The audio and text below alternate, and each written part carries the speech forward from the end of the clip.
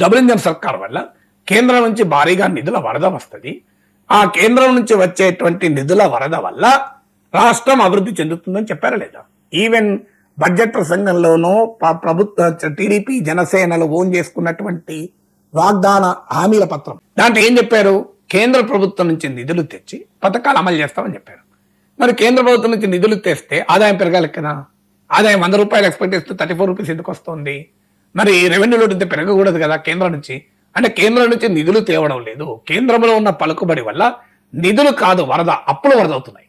సమస్య ఏంటంటే కేంద్రంలో ఉన్న పలుకుబడి వల్ల అప్పులు ఇబ్బడిబడిగా తేగలుగుతున్నారు. మీరు రిజర్వ్ బ్యాంక్ ఆఫ్ ఇండియా వెబ్సైట్కి వెళ్ళి చూడండి. అసలు ఏ రాష్ట్ర ప్రభుత్వము చేయలేని అప్పులు ఆంధ్రప్రదేశ్ ప్రభుత్వం చేయగలుగుతుంది.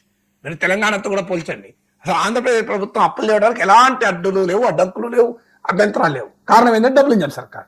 అంటే డబుల్ ఇంజన్ సర్కార్ వల్ల కేంద్రం నిధులు ఇస్తుంది అని అందరూ మనం నమ్మించారు ఎన్నికలకు ముందు, ఇప్పటికీ నమ్మిస్తున్నారు. కానీ ఆంధ్రజ్యోతి కథనం ఏం చెప్తోంది? డబుల్ ఇంజన్ సర్కార్ వల్ల కేంద్రం నుంచి నిధులు రావడం లేదు, అప్పులు వస్తున్నాయి.